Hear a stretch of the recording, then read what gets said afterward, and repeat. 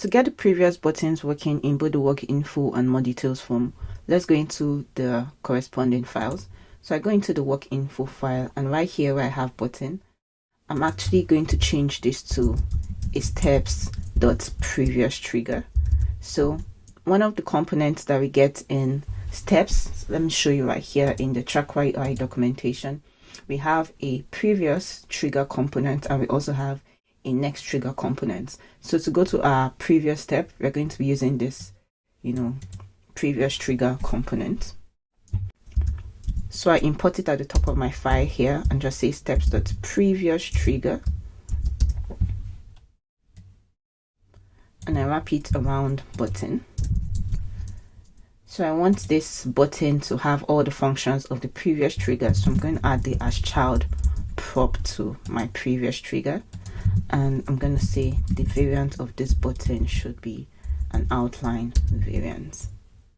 I actually want the previous trigger and the submit button to be stacked side by side. So I'm going to introduce the hstack component right here and render these two components inside of hstack. I'm going to give my hstack a gap of, let's say, 4. So I repeat the same thing in my more details form. So I'm actually going to copy this, go into more details form at the bottom, and import the necessary components, import steps. And instead of having my button to read next here, knowing that this is the last step, I'm actually going to change this to submit. So let's test this out and see if it works indeed.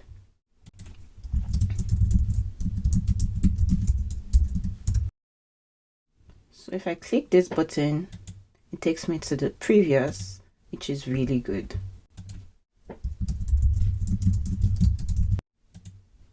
Yep, this is exactly how we want our navigation to work. I'm actually just going to change the style for this. I'm going to add a flex 1 to each of these.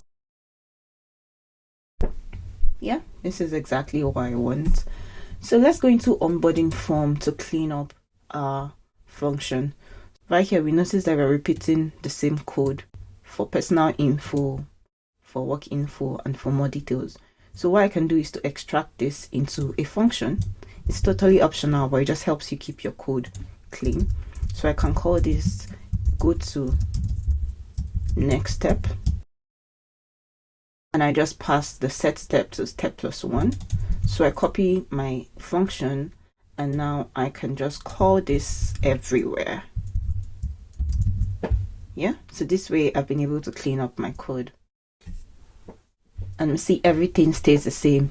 And we could end here, but knowing that we are using Next.js, right?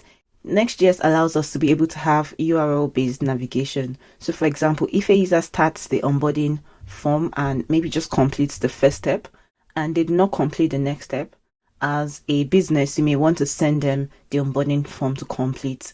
But if you send them the link only, they will likely have to go through the first step again. Meanwhile, what they need to actually do is to complete just steps 2 and steps 3. So in the next video, I'll show you how to use Next.js specific features such that you're able to navigate this onboarding form. For example, if I type in work info in the URL, I should be immediately able to go to the second step. You notice that right now it breaks, and same with the more details form. When I type that in the URL, I should immediately be able to navigate to the next step. In the next video, I'll show you how to create a URL based navigation for this multi-step form.